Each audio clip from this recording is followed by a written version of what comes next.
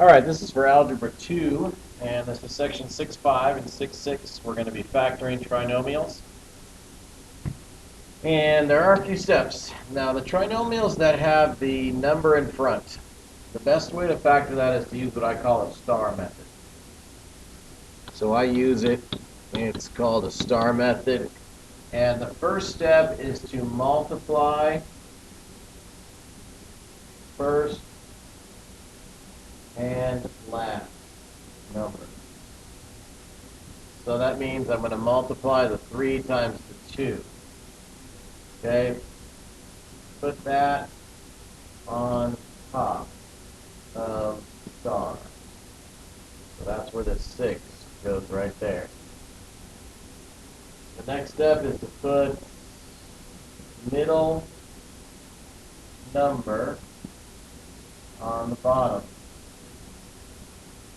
of star. So you got this 5, you put that at the bottom of the star. Put the first term on top side of star minus the square. You're just going to put the 3x. The 3x is going to go here and here. You don't need that because the x times the x gives you the x squared. Number 5, step 5 is you're going to reduce you're going to find two factors of top number that combine, meaning add or subtract, to get bottom number. And then number 6 is you're going to reduce fractions if possible.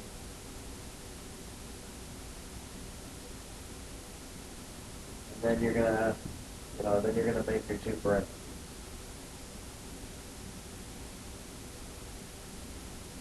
So I reduced the 3/3 to 1 over 1, and I had an x still, and I had a 1, so there's my x plus 1 right there.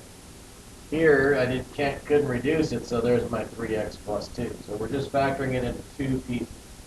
So if we follow these same steps over here, we're going to multiply the first and the last number. That's going to give us -8, because 2 times -4 will give me -8. The bottom number is going to be a -7. 2x is going to go on the top. And two numbers that would multiply to give me -8 that would add up to -7 are going to be -8 and +1. Now 2 8s can be reduced to 1/4. So I see an x and I see a -4. That's one of my parentheses. I see a 2x plus 1. That's my other parenthesis. So that's how you would solve that one. You can pause the video if you need to catch up. All right, so let's fill back in our notes here. Okay, first step, we just wrote them down a second ago, is to multiply the first and the last number. So put multiply in that blank. Step 2, put the middle number on the bottom. We're going to multiply first and the last number. You're going to put that number on top up here. Put the middle number on the bottom. You're going to put the first number on top of both sides of the star. Okay, so let's do the 3 steps that we just uncovered. 2 times -12, that's the -24, that goes on top. The middle number 5 goes on the bottom. See the 5 down here. Put the first number, which is a 2x, on these 2 places. So I guess I should write it in. 2x and 2x. Now you're going to find 2 factors of the top number that will add to make the bottom number. So two factors here that can multiply to give us negative 24. That would give us a positive 5. I'm thinking an 8 and a negative 3. 8 times negative 3 is negative 24. 8 plus negative 3 is 5. 2 8s can be reduced. That's our next part of our problem here, is to reduce fractions on the side if possible, and then write the answers in the parentheses. So I'm going to reduce 2 8s to 1/4. So I see x plus 4 as one of my parentheses. 2x minus 3 does not need to be reduced. So 2x minus 3 will be my other one. Okay, let's factor this. 8 times negative 6 will be negative 48. That goes on top, and 8 can go on the bottom. And 8m and 8f can go on the side, because that's my top number. That goes on the top sides. You could actually reduce both of those. 8/12, you can divide by 4 and get 2/3. So there's one parentheses, 2m plus 3. And these you can reduce by 4. You'll get a 2 and a 1. So 2m minus 1 will be your other one. And you did have a GCF here, which would have been a 2. Because you could actually have divided all three of these by 2, and you could have taken out a 2. So that would be your final answer down here at the bottom. Because we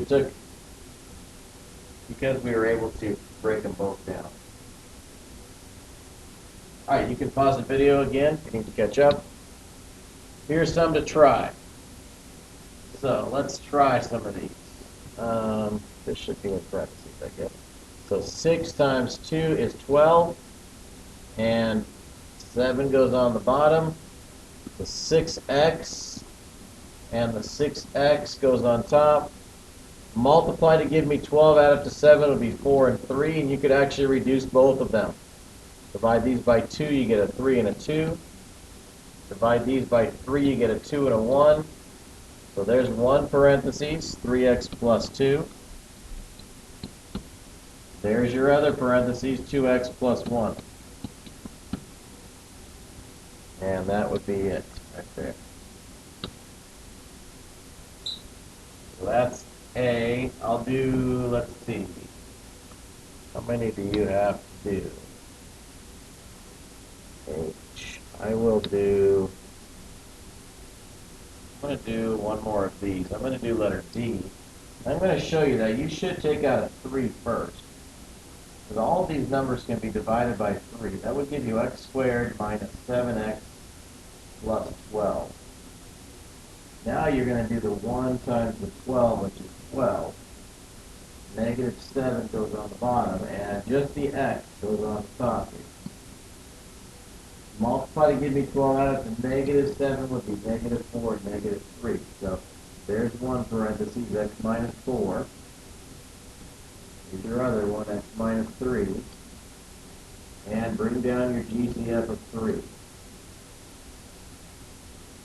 Okay, the rest of these do not have GCFs, these two, so you're just going to do them like letter A. But you can pause the video now, do A, or do B and C, and then move on. Letter E. Let's take a look at letter E. There is a GCF of 2. If you take 8 divided by 2, you get a 4, and you'll have x squared. If you take 2 divided by 2, you're going to get a 1. And 4x squared is 2x times 2x. That's a perfect square. 1 is 1 times 1, so you're going to need your plus 1 and your minus 1 with your GCF in front. That always comes down. Now the last three, F, G, and H, are all the same kind. So let's look at F, and then you can do G and H. G, C, F, they all can be divided by 3. See how there's a 3 in front here? 9 divided by 3 would be 3a squared. 15 divided by 3 would be negative 5a. 6 divided by 3 would be a 2. Now, if I wanted to use my star here, 3 times negative 2 is negative 6. And negative 5a goes on the bottom, so negative 5. And this 3a goes on the top here, so 3a and 3a. And I need to find two numbers that would multiply to give me negative 6. And add to be a negative 5. I'm thinking negative 6 and 1. Negative 6 times 1 is negative 6. Negative 6 plus 1 is negative 5. So that works. So reduce the 3 and the 6 to 1 and 2. And so you'll have a minus 2 is one answer. There it is. Boom. Got it. 3a plus 1 is your other answer. There it is. And then you got your 3 for your GCF. GCFs always come down in the answer. So try G and H. I actually gave you the answers for this. All you have to do is see if you can get the right blanks. Fill them all in. Take out the GCF first. And 6, 6. Now again, you can pause the video, finish those up before you move on. 6, 6 is you're factoring 4 terms. And GCFs are important here. You've got a term here, 6x cubed. You've got negative 9x squared. You got positive 4x, and you got a negative 6. You put those in all 4 of these boxes. You just put them in there, just the way they are. You've got your first, second, third, fourth. Just put them in, and then look for GCFs across and look for GCFs down. Look for what they have in common. 6 and 9, they both have a 3 in common, and they both have at least x squared. This one's got 3x's, this one's got 2. They both have at least 2. These, you can divide them both by 2.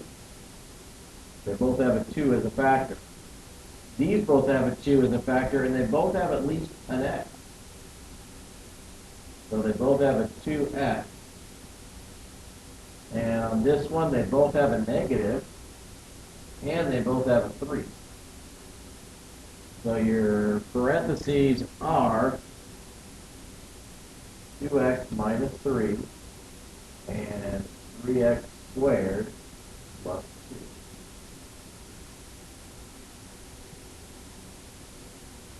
2. Let's try the next one. Put the 4 terms in. X cubed, x squared, x, and 1. There's your 4 terms. Now across the top, this has 3x's, this has 2x's, so they both have at least 2. Across the bottom, they don't have anything in common, so you just put a 1. Straight down, this has 3x's, this has 1x, so you still have at least 1x in common. And going straight down, they don't have anything in common. There's your 2 parentheses. X squared plus 1 and x plus 1. So that would be your 2 parentheses. You're putting in the 4 terms and then finding any GCF that you can find. You can pause it if you need to. Let's do a couple more here. X to the 3rd power, 2x squared, negative x, negative 2. Across the top, they both have x squared. This has x squared, this has x cubed, which has 2x's at least. Across the bottom, they only have a negative in common, so you got to put negative 1. They have a negative, and they have nothing else, so you put a 1. Down here, they both have x. Down here, they both have a 2. So x plus 2 is this parentheses. X squared minus 1 is this parentheses. Now technically you should break this down since it's a difference of squares. X plus 1, x minus 1. Technically you should, but you know, this is an answer as well. So technically that's what should happen, but we'll see what happens. Alright, the next 2 are, this one is just like this one, so I'll let you try that one. Let me go down to this one. X squared, y squared, ay squared, ab, and bx squared. Across the top, they both have y squared. Across the bottom, they both have a B. Going straight down, they have nothing in common. And straight down here, they have nothing in common. So we don't want that. If you get two ones, then that's not going to work. So you would erase that. You'd want to erase these two. And you'd want to switch the order. So put bx squared and put ab. And now across the top, they have a y squared in common. Across the bottom, they still have a b. Straight down, now they have x squared in common. And now these have a in common.